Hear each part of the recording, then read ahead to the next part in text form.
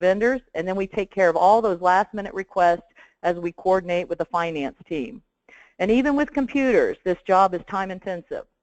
So here we are. There's a whole new fiscal year in front of us, and we might say to ourselves, wow, this year it's going to be different. I'm going to get on top of things this year and be so much more proactive. In fact, I'm actually going to get strategic this year. But then, like an invisible bell in the sky, ding, the new year just rolled in.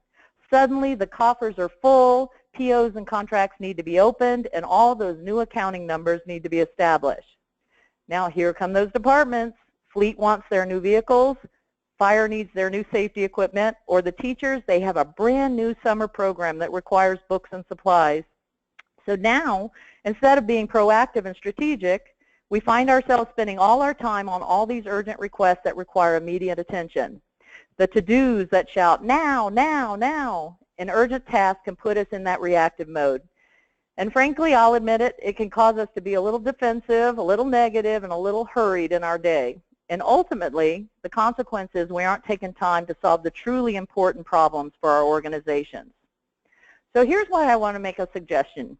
You might want to use a principle called the Eisenhower matrix. It's an invention attributed to U.S. President Dwight D. Eisenhower. And with his high-level responsibility, particularly overseeing the troops in World War II, he needs to balance his many responsibilities and make those decisions. He had responsibilities while trying to remain calm under pressure. His reasoning was that you need to spend your time on important tasks. That means you're contributing to the long-term mission, values, and goals. Sometimes those important tasks can be urgent, but not always. So when we're more strategic and proactive, and we spend our time on what's important, we can remain calm, rational, and open to new opportunities. So here's how it works for purchasing. Look at what you do on a daily basis and rank all those items in order of importance, and then contrast that with urgency. For instance, a fire just broke out in the community. That would be urgent, and it would be important. But getting through your emails or writing a status report, that might move down to be less important or urgent. Many successful managers, whether they're in private or public industry, use this philosophy to help in their decision making. So when faced with a decision, stop and ask yourself, am I doing this because it's important, or am I doing this merely because it's urgent? Moving more to that important side of the matrix and away from the urgent side, now that's a sign of a strategic thinker. So to help you in that process, we are introducing the second series called Contract Comparison. Educate, evaluate, and elevate. The cooperative landscape is changing and growing exponentially, and the best way to keep your finger on the pulse of the industry is to hear from other game-changing managers. So I want to lead in. From Orange County, Florida, we have invited Carrie Woodell to share her insights as a procurement professional. Carrie serves as the Chief Procurement Official for the Orange County Board of County Commissioners, overseeing the procurement of over $500 million in spend annually, and she's responsible for over 800 term contracts for countywide requirements. Carrie, thanks for joining us today. Thank you. So Carrie, you've been in public procurement for over 20 years, and you've seen the beginnings of the cooperative world to what it is today. So in your mind, what are some changes that you've seen and experienced in the past few years in the cooperative purchasing industry? Well, I think this is a really great question to start with, and we've certainly seen a lot of changes. For myself over the past decade, I've seen significant growth in the cooperative landscape. And in terms of the numbers of co-ops in existence, it's really been astonishing to watch the progression and growth within the industry, not to mention the increased volume of contracts available within the co-op community. Now it's not uncommon to see suppliers expanding their portfolios by holding multiple contracts with various cooperative groups. And the last few years, we've also seen some changes in structure in terms of alliances and mergers among the existing co-ops. So what this means to us as procurement professionals is that we need to be diligent to keep up with the changing landscape and have a clear understanding of the cooperative marketplace. If the growth pattern is any indication, I don't think we've seen the end of the evolution of this industry as of yet. Sure, it's continuing to change. And then you have a distinct background in that your professional background, you came from a small city to a large county operation. In fact, Orange County is one of the largest counties in Florida, if not the nation. And as we all know, every organization has its own culture and its own risk tolerance. So what is your initial approach when you evaluate cooperatives outside the obvious area of pricing? And were there differences in your approach based on the culture of working either for that city and now with the county? The county has a fairly extensive validation process that impacts the determination to use a cooperative or not. So of the utmost importance is the complete understanding of the competitive process that was performed to establish the contract. So we're looking really at who served as the lead agency. We're thoroughly reviewing the solicitation documents. That includes the terms and conditions and the performance parameters. We're also reviewing the bid tabulation, the evaluation documents, the notice of intent to award, and the final contract, which would include the pricing. This process, or this portion of the validation process, can be quite challenging because oftentimes we've been unable to locate or access some or all of the documents that I just mentioned through the cooperative portal. And if we cannot validate the contracting process, then we will not pursue use of the cooperative contract.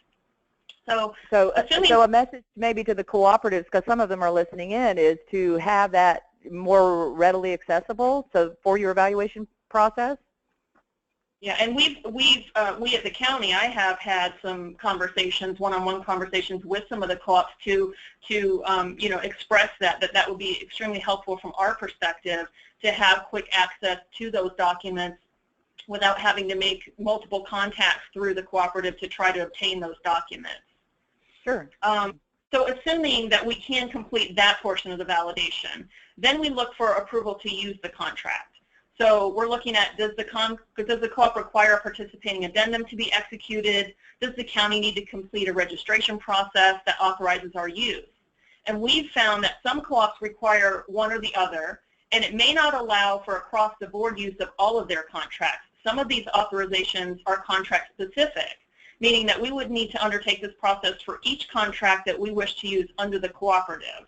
So it's important to ask the questions as part of your validation process and understand what the eligibility requirements are for each contract and cooperative. Right. The final part of the validation process relates to the contracted party's quote. So we validate each line of the quote against the contract to ensure the pricing is consistent. And the validation process sometimes identifies that the quote does not include specific reference to the contract, which is something that we require. And we are also confirming that all the items within the quote are actually contracted items. We've found in many instances that the quotes can include additional components that are not specific to the contract, which we consider those to be open market items. And depending on the percentage of open market items on the quote, that may be our deciding factor against using the contract. We also sometimes receive quotes from companies who aren't the direct contracted firm.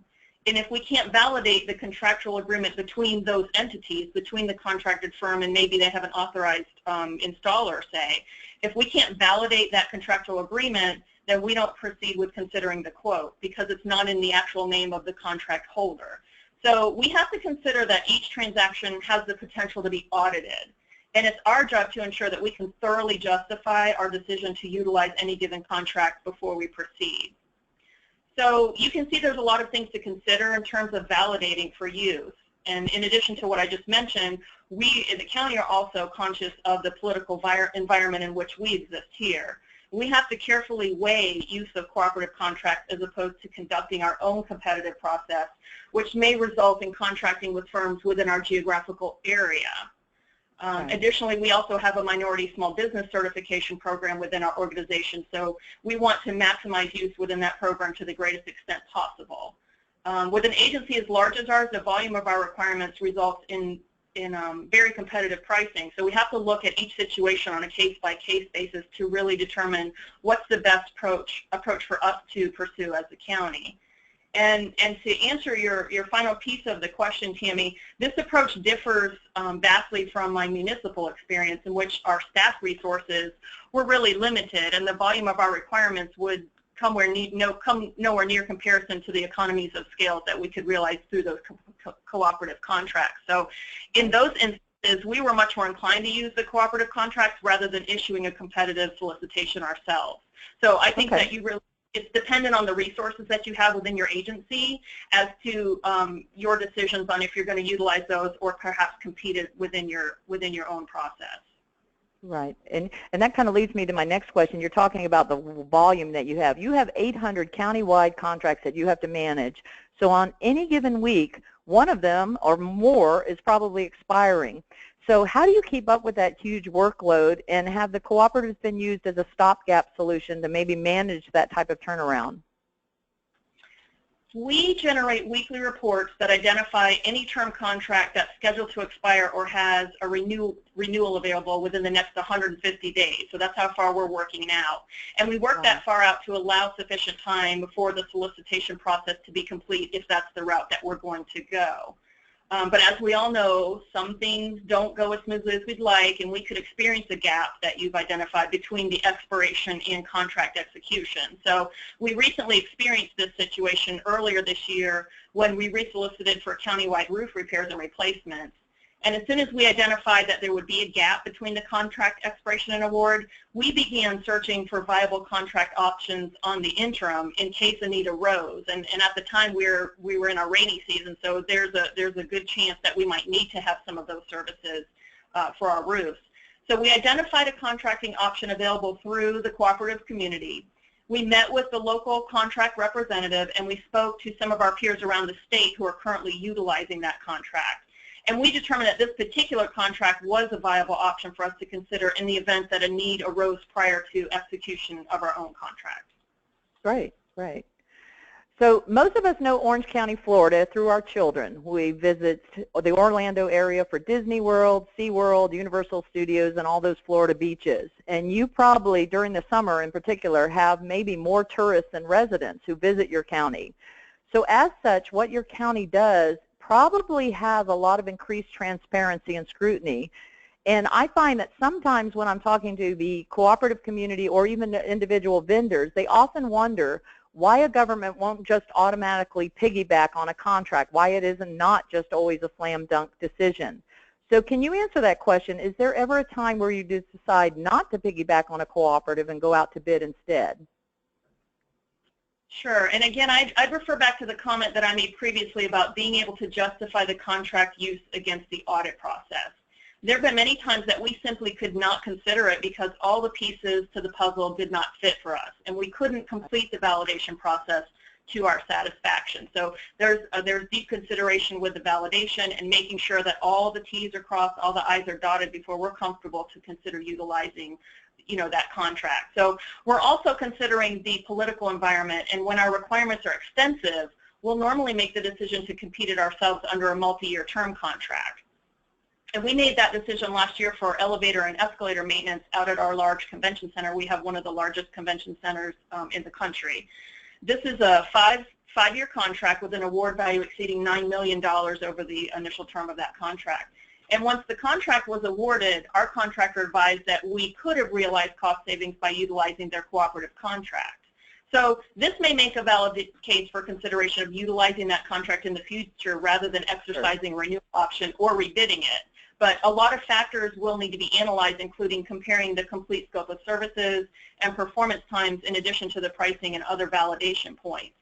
And considering did this contractor bid utilizing any of our MWBE, subcontractors, or was it a standalone contract? So for us, we're looking at things in addition to just the price, but if it's a viable business case for us to consider using that as opposed to our competed contract, then we may pursue that as an option. Okay. Well, we just got a question in from Illinois, and the question was, what documents do you check? You've talked about validating the competitive process. So when you go to that co-op, what exact documents are you asking for? What do you need to ask from them to do your analysis? Well, we're looking for all of the documents that were used in the competitive process. So we want to see the initial invitation for bid or request for proposal document. We want to see how that's structured. We want to understand who that lead agency was. We want to take a look at those pricing documents. We want to also see the terms and conditions that were included in that solicitation. And the performance parameters like I talked about, because if we have certain performance requirements, like let's take our convention center for example, that if an elevator or escalator breaks, that could impact events that might be going on at that location. We need to have, let's say, a 2-hour response time. If the contract that we're considering doesn't allow for an escalated response time like that, then we may not consider pursuing it because it may not necessarily fit our needs. But we're also we want to look at the bid tabulation, or if it was an RFP, what was the evaluation? We want to take a look at the evaluation documents, who served on the evaluation committee. We want to see the notice of intent to award, and then the final contract. And we found that sometimes those aren't always, maybe some of them are included on the website, but maybe some of them are not available, and so we have to go through that process. But we want to really take a look at all of the documents that related to award of that contract. Okay, great, great. So now I'm going to move to another section on helping people educate themselves. So you're the former president of FAPO, the Florida Association of Public Procurement Officials, and an active member of NIGP. So you've helped host conferences, and as well as you've been a participant and speaker at all type of procurement conferences. So when you go into that big exhibit hall, it can sometimes be a little overwhelming, particularly, say, the big NIGP forum coming up in August. So can you offer a suggestion when a buyer is walking through that large exhibit hall and they see a booth hosting one of these cooperative organizations? Do you have any suggestions on the types of questions they should be asking or the information to seek to help educate themselves? Sure, and I think this is a great question. I think I'm really glad that you're asking this. I think that it's really important to have that initial contact and establish a connection with each of those cooperatives so you have a point of contact in the future in case an opportunity arises and you're considering a contract for use. Their websites can certainly provide a good amount of information, but as I discussed, sometimes the documents that you might be seeking are not available for download on their site. So this is a great opportunity for you to ask questions specific to their co-op that could help the validation process. How do they handle lead agencies? What are the eligibility requirements for use? Is there web access that requires registration? So you're going to want to really understand how that co-op works and what needs to be put in place for you to access the documents and consider utilizing those. So you want to gather information on the contracts that they currently have available, and most of the time that's the reason that they're there. They're going to be able to provide you all of that information at their exhibit booth. But I'd also recommend inquiring about any new contracts that they have in process and that they're in the process of establishing. These representatives are a valuable resource for procurement professionals, and I can't stress that enough. I am frequently on the phone with some of these co-op representatives, and they just really are able to help me to understand aspects related to contracts or put me in contact with someone that can help answer those questions. So they can help you navigate their website and contracts. They can answer specific questions you have regarding the contracts. They can put you in contact with the local reps and keep you informed of additions to their contract portfolio, which is ever-changing. So I would encourage everyone to take the time to make that connection, exchange information, and schedule a follow-up when you return back to your office to ensure that you have proper access to their website to view the available contracts and understand what documents are required for you to be able to utilize those contracts. Those are all great suggestions because they're constantly working just as we are to establish new contracts, and we can't always be in the loop on what's new out there. So great suggestions. So Carrie is going to hang on the line. I do see some questions coming in. We're going to also be taking questions toward the end of the webinar as well. But I want to move to a different vertical here. We're going over to school districts. And school districts are actually faced with a special challenge because you have each individual school within its own district, has its own principal, its own teachers, and its own student population, and then it also serves a unique community. Yet the purchasing department has to look at the school district as a whole to meet its growing and changing needs. I'd like to welcome Matt Morgan, who is the Assistant Superintendent of Support Services for the Cypress-Fairbanks ISD in Houston, Texas. He currently supervises multiple departments, including purchasing and distribution, child nutrition, transportation and operations, while managing a staff of 2,500 and responsible for budgets totaling more than $100 million. Wow. Welcome, Matt. Thank you, Tammy. It's good to be here. So as the third largest school district in Texas, your district is continuing to grow. You're going to add another new high school and an elementary school opening in the next couple of years. And then back in 2014, there was a $1.2 billion bond measure that was passed for spending across the district for upgrades, improvements, and new equipment. So how has cooperative purchasing come into play in helping with some of the larger purchases across your school district? Well, Tammy, in relation to the bond, the two areas where we benefit the most probably are bus purchases and furnishings for new schools. As part of the 2014 bond initiative, we were authorized to purchase about 430 new buses to accommodate growth, as well as implement a 15-year replacement plan. And we utilize cooperative contracts for the bus purchases because there are only 3 major manufacturers for buses. So as opposed to going to the effort and administrative burden of putting together a bid, we utilize the cooperative contracts. We can still put out quotes for buses and leverage our purchasing size and get the best value for the district. And it gives us some flexibility. Sure, sure. So recently you talked about furniture. Your district had some design requests for furniture in the new schools. In fact, your teams desired the look and feel of a 21st century learning environment. And you use cooperative contracting in a creative way. Can you please share that? Sure. We have some really talented and forward-thinking educators in our district, and they wanted to move from a traditional classroom setting to more of a 21st century learning environment. So what we did is we invited 8 of the major manufacturers to come into the district and set up their version of a 21st century classroom. And then we had formed a committee of administrators, campus leaders, and students to come in and actually sit in the furniture and use the furniture and talk to the manufacturers. And then they determined what they felt benefited the district the most going forward. We were able to take those recommendations.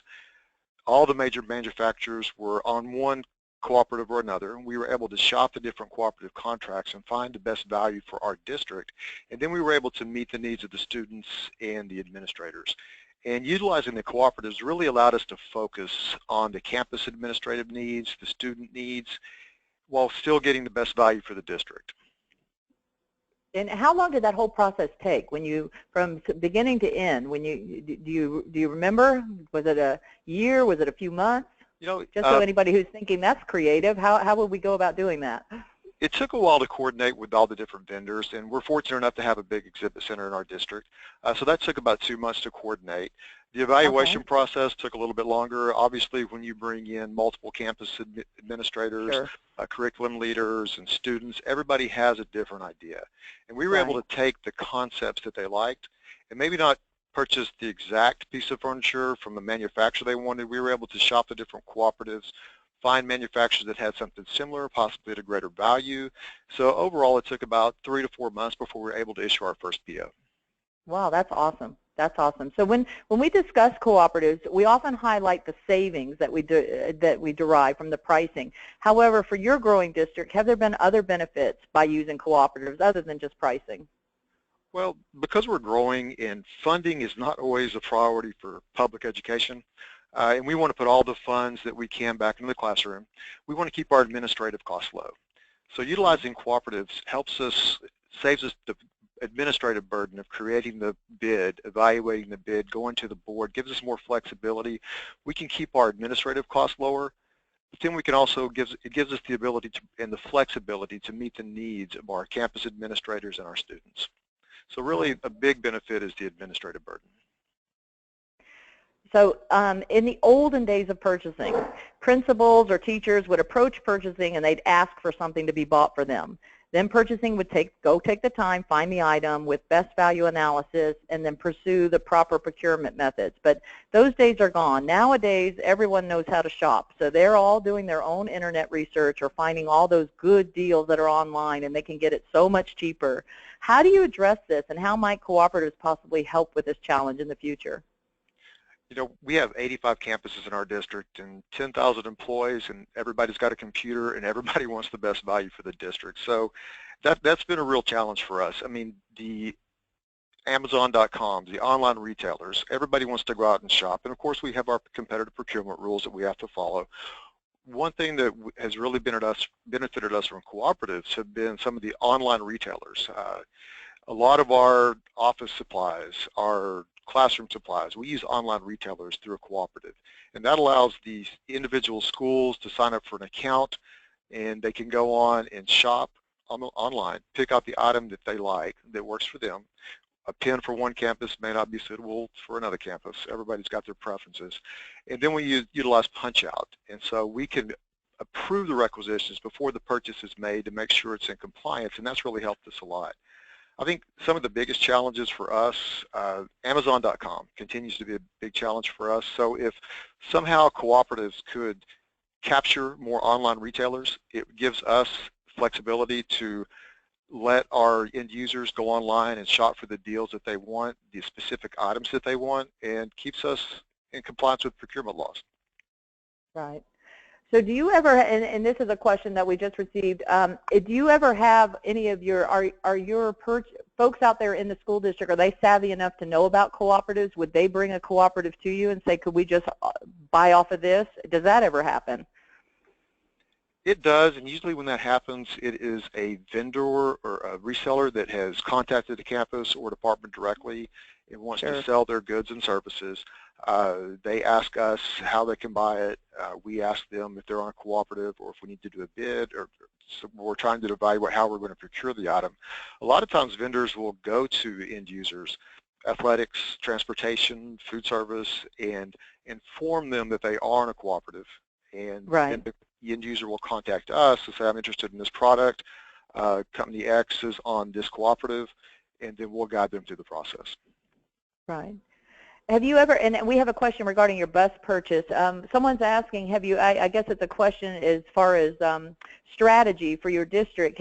They're asking, instead of buying buses, has your district ever thought about contracting for bus services or contracting for transportation, or was that even in the thought process at this time? You know, that wasn't in the thought process. Our district is, although we're large, we're almost like a small community, very close. Okay. We have excellent transportation services. They're very efficient, probably one of the most efficient transportation departments in the state. So contracting that service out has not been a consideration for us.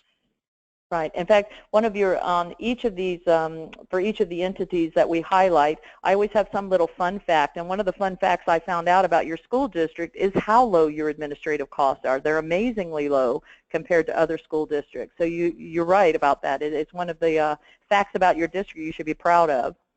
Well, we are so one now of the lowest. We're going to, yeah, I'm sorry, go ahead. We are one of the lowest administrative costs in the state, and that's awesome. Because we put our focus on the classroom. Yeah, that's awesome. That was awesome. That's a great fact to have about you. So now I'm going to transition, and I'm going to move to a place that I'm a bit familiar with, since it happens to be where I live, the County of San Diego. Jack Pellegrino has over 35 years of government contracting and procurement experience and has led diverse teams of contracting, procurement, and pricing staff for both large, private, and public organizations. In fact, the most recent private industry he worked for was SAIC, and now he is with the County of San Diego. So Jack, thanks for joining us today. Thank you, Tammy. Glad to be here. So with an organization the size of the County of San Diego, you have 54 people on your team, and you have over 40 departments whom you serve. So with an annual spend of $900 million that runs through your shop, how do you keep on top of all those demands, and where does cooperative contracting come into play? Well, clearly, Tammy, cooperative purchasing has become an important tool for us. As you note there, we have my staff, of those 54 people, only 34 of those are actual warranted buyers or contracting officers. So really I have one person per department in essence. And so we really do need to operate efficiently and effective to make sure that we're being effective. My comments really are going to echo a lot what Carrie and Matt have already said about using cooperatives in terms of economy, looking for economies of scale and leveraging our procurement needs. Although we're a large buyer of goods and services here in this region, there are opportunities where we can find better deals by joining a cooperative that has a larger pool of entities that are part of their solicitation. And as Carrie mentioned, really the authority to use a cooperative is the first thing we look at. From that, what we'll do is, we'll look for contracts to be competitive, cooperative agreements to be competitively awarded. And with that, we have pretty broad discretion to use a competitively awarded contract if in fact it represents the best value to us in our procurement needs. So in fact, when we were preparing for this, you provided me some stats. You said last fiscal year you awarded 1,621 new contracts, and a third of those awards resulted from your own solicitation efforts. So that means a lot of those new contracts probably came from the cooperative community to help fill some of that. Absolutely. Again, like Matt mentioned, one of the things that we look at is the administrative side of our operation.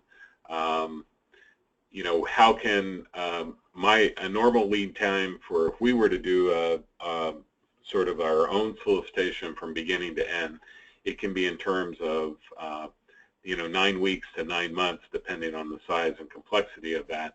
So if there is already a cooperative agreement that has something identical or very similar to what we need, it's already been competed, the pricing is current, we definitely go into a comparative analysis situation to see if we could use that cooperative rather than doing our own. Right, and this is something I'm proud for you on. Last year, 2015, you and your team won the NIGP Innovations in Public Procurement Award, and you were also featured in American City and County magazine in an article regarding your customer service initiatives. And I love that about your shop, how you're very focused, but you have a very distinct definition. You do not use the word customer, you like to use the word client. So you can share with the audience, what's the difference in your mind, and how has your customer or client service program made a difference? Thanks, Tammy. Yes, part of that probably is the culture I came from, since half of my career was in the private sector. You know, the idea of servicing my client was ingrained in everything I did, especially in the procurement world, because most organizations, the success or the failure of an enterprise is often related to its supply chain management side of its house. So as you said, since coming to the county, we've really very successfully changed our cultures to focus on our organizational department needs. Very directly, what I ask my staff is the reason we're here is for our three goals. First, to procure high quality goods and services that are needed by the departments. 2, in the time that they need it, not late, not next month, when they need it. And then lastly, and equally important, at a fair and reasonable price for what they need. So what we've done here is try to develop a more in-depth knowledge of our customers' needs, and really, you know, fundamentally forming a relationship with that customer, so we can anticipate the difference between a customer and a client. Is a customer is someone you may or may not see again. A client is someone that you will routinely see over and over again. It's no different than when we have our favorite coffee shop and barista, and we stop in and they already have your drink made for you when you show up. So that's really the essence of where we're trying to go with our service to our internal client. And right now, one of our initiatives is going even beyond customer service to becoming a trusted procurement advisor, which is really where we can make a difference in ensuring that their requirements are met in all regards. Right, and just a follow-up to that, do you and your team, do you go out and meet your clients? Do you go out to their departments? Do you have them come in? How often do you meet? What is kind of your strategy in that respect? It's really some of the above. Part of it is I've encouraged all of our staff, to our most junior buyers, to not just do business via email or phone, but to both go visit your customers at their location, as well as invite customers to come to our location when we have a bid opening, or you know, to really get, I'll call it, get from behind the computer or the phone and get face-to-face with a customer, even if it's to share a lunch in the cafeteria, and talk about a procurement requirement over lunch. It really is goes a long way with getting a more in-depth understanding of what their needs are. So you're trying to build relationships. That's what you're going for. You're not just purchasing versus the department, a real relationship. Correct. And that's the I'll call it the secret sauce of Sure. Developing a client value-added relationship with your customers. Right. So I'm going to ask you a question that was similar to what I asked of Matt and Carrie. You have openly expressed looking at all different cooperatives for various commodities and services. So while I don't want you to advertise or advocate for any one specific cooperative, what makes you choose one over another if pricing is exactly the same? Well, and I think this is a comment that Carrie made a little bit earlier about probably the most important thing is we look at our authority as to whether or not we have the authority to use a certain cooperative. And then what we will do is look at, much like if we were running our own procurement, we will look at a best value trade-off analysis and look at, are there other factors in the cooperatives, such as terms and conditions. The ability of some of the cooperatives are more flexible than others that allow an organization to tailor their own terms and conditions of the order that they place under that. I will tell you that's very important because like what each of our organizations, whether it be Matt's organizations or Carrie organization or my organization, will have differences in insurance, payment terms, and things like that. So for a cooperative to say to us, well, you can't change my terms and conditions or you can't use your own paper, purchase or contract template to buy off of my cooperative, that's kind of a non-starter for us. Right, right. So, you know, those are the trade-offs that if pricing will always be an important consideration, but again, those, I'll call it other factors, do come into play sometimes when we're looking at multiple cooperatives for similar supplies and services. Right. So we just had a question come in from the audience. Someone has a similar experience to you. They also came from private industry, actually the private sector and the supply chain portion of that. And they're saying, how did you transfer that knowledge, that skill set, kind of that attitude coming from private sector into the government public sector? Was it a huge transition? How did you handle that? Let's see. It was basically starting with a day-by-day transition.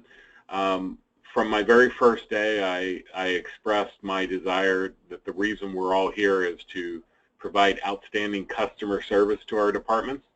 And the reason we were here is to help them buy things, not to tell them what they can't do. I won't tell you it was easy.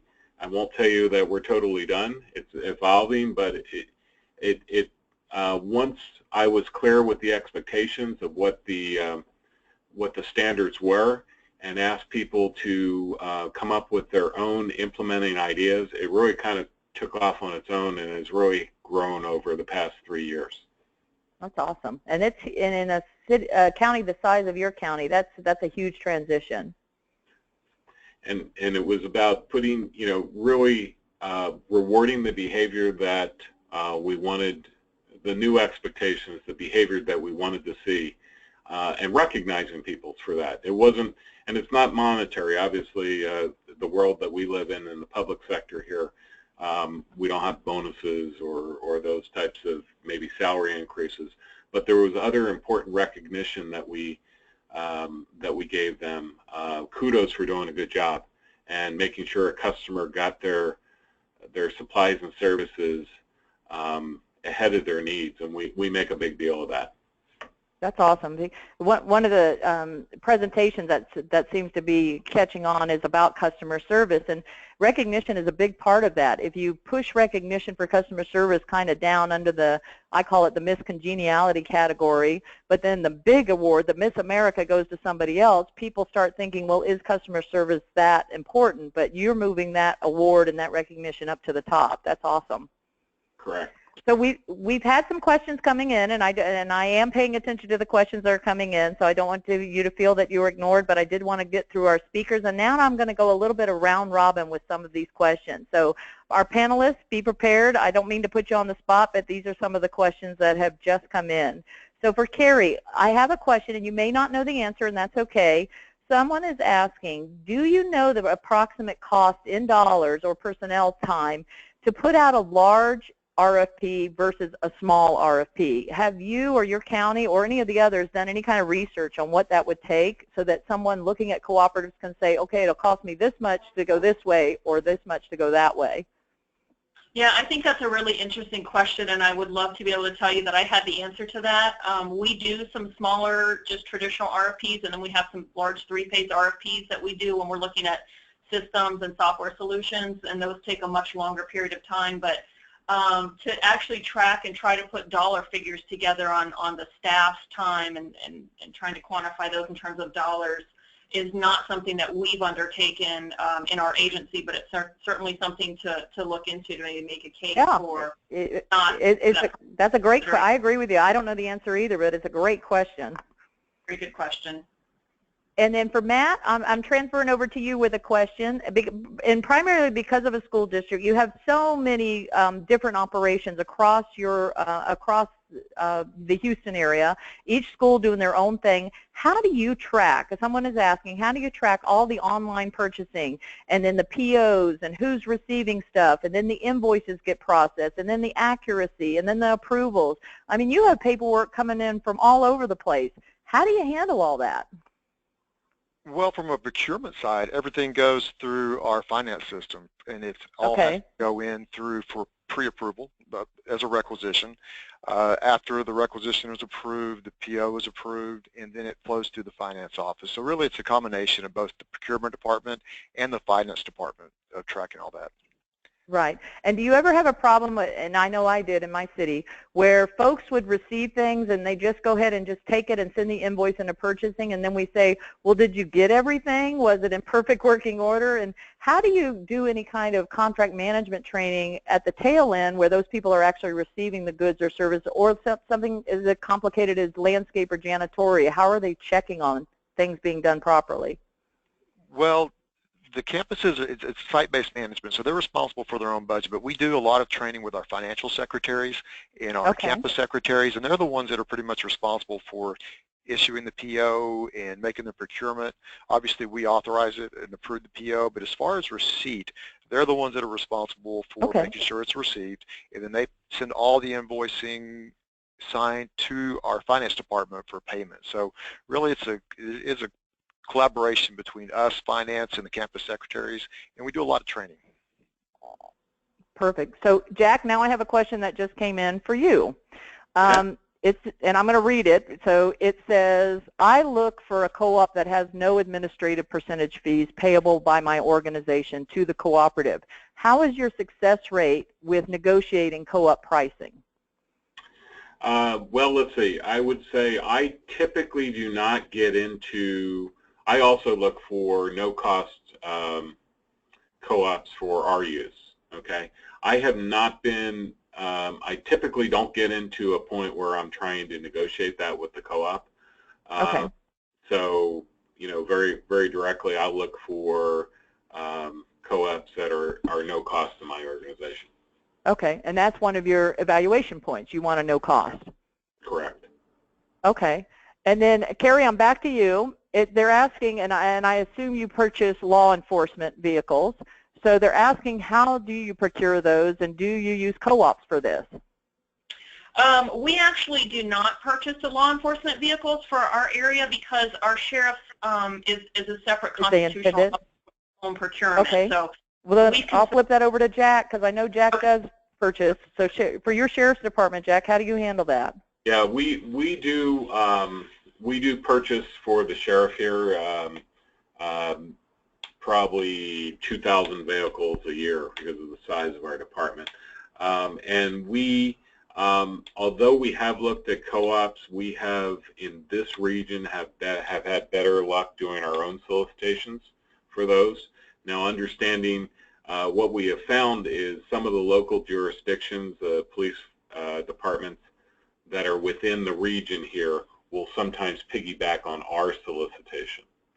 Oh, okay. Okay. So you are the contract. Others use your contract then. For example, City of Del Mar, they may, they have their own police force. They're not part of City of San Diego.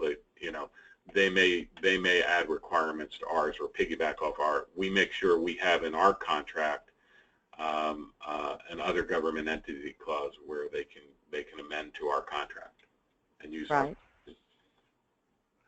Well, I do have a question, Carrie, that I know you can answer this because I feel like I can answer this one. It says, do you find that departments will specify work or specify, or their specifications will be so specific that only one vendor, the current vendor sometimes, will only be able to submit prices or have a co-op? Do you ever find that as a purchasing director? I know I did.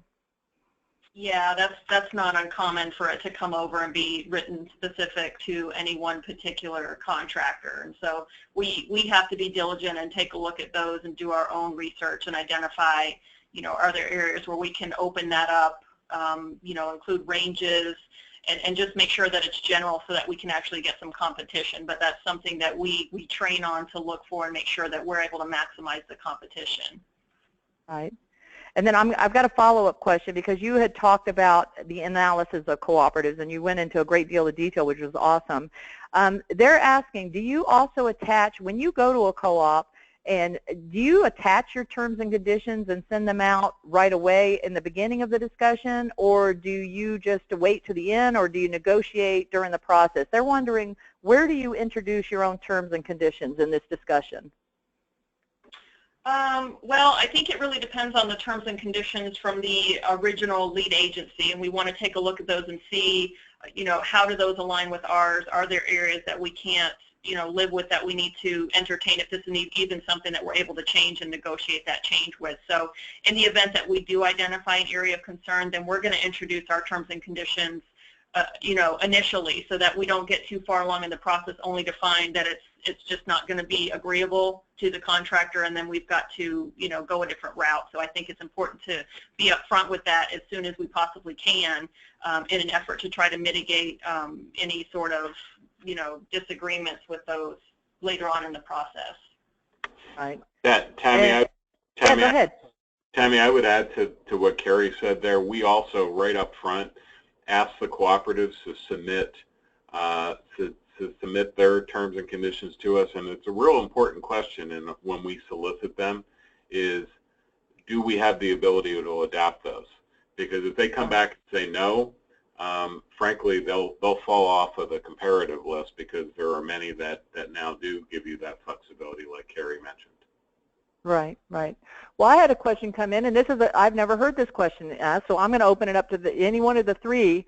It asked, can you offer advice of what a small entity should do when a cooperative, so a contract expires through a cooperative, but then they didn't put a new contract in place. They either decided not to rebid, I guess it wasn't, they just decided not to rebid and have put a new replacement contract. Now that entity that was using that piggyback contract, what do you suggest? And they give an example, such as FedEx for small packages. Anybody can jump right in. I think I would try to identify if there's another viable contract out there to consider on an interim basis, while you perhaps formulate your own competitive solicitation. But that's going to be different depending on what organization it is. But when we talk about those stopgaps, like you talked about earlier, and I even mentioned that some of these cooperatives or these contractors, they have contracts with multiple co-ops. So just because it expires on one cooperative doesn't mean that they don't still hold a contract with another one. And if that's a viable, consideration for your agency, you might want to pursue utilizing that other contract, at least on an interim basis. Right. Or maybe even go to the vendor themselves and ask, do you have another city or county contract I might be able to use? That's exactly right, Tammy. One of the things is kind of look up above you, whether you're a smaller entity as part of maybe a school district or a city or a county. Look up to see what the people above you at the state level or regional around you are using too.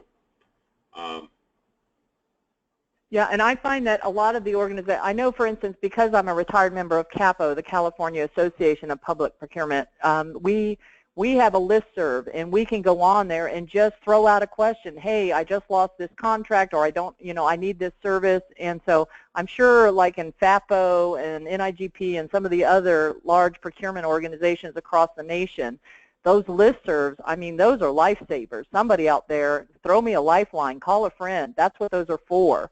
So if you're not part of one of those, and I think it helps probably the smaller entities just as much as the big entities to be able to network and be part of a procurement community. Because what's interesting about our field, I have found, and I've worked in government a long time, is that we really truly try to help one another. We will offer each other's RFPs, contracts, information, contacts, where it's not like that in all of the other different divisions of government. So part of you sharing today has been a big part of that, and I appreciate all three of you being part of today's webinar. For those of you listening in, we do have a webinar next month, and I hope you will join us for that. But in the meantime, those of you that asked questions that we didn't have time to get to today, we will be answering all questions, and they will be listed on the NCPP website. In addition, many of you have dialed in today because you are hoping that this will also qualify you for continuing education credit. After this webinar, we will be getting you a certificate. So as purchasing managers, let's admit it, we have a lot on our plates. For instance, look at that long list of upcoming bid expirations. And if you aren't quite like Carrie, where you're 150 days ahead of the game, maybe that's something strategically you want to work on. Because it's important for our organizations to have those contracts in place.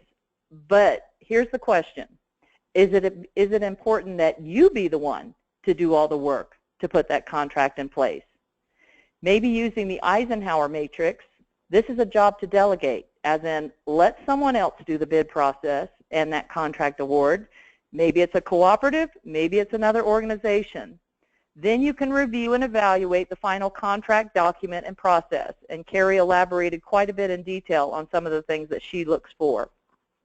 This elevates you into that important part of the matrix, but not necessarily the urgent part of that box. That's the one that helps you become a more proactive manager. As purchasing professionals, what we do makes a huge difference for our organizations and communities whom we serve. We thank you for joining our webinar today. You can go on the NCPP website and sign up for webinar number 3 on August 10th, where we will be inviting Marquita Gillespie from the city of Tucson, Arizona, Darren Musey from Wichita, Kansas Public Schools, Diane Palmer-Boak from city of Plano, Texas, and many of you really loved hearing from Sergio Paneque from the city of New York, particularly his discussion on his experience with Hurricane Sandy. So we've invited Sergio to be a panelist again on our last webinar, and we hope you can join us. You will receive a survey after this, and we appreciate your feedback and suggestions for a future webinar. We'll hope you tune in to hear our panel of procurement experts in August. This is Tammy Rhymes. I wish you the best as you go forth and procure. Thank you.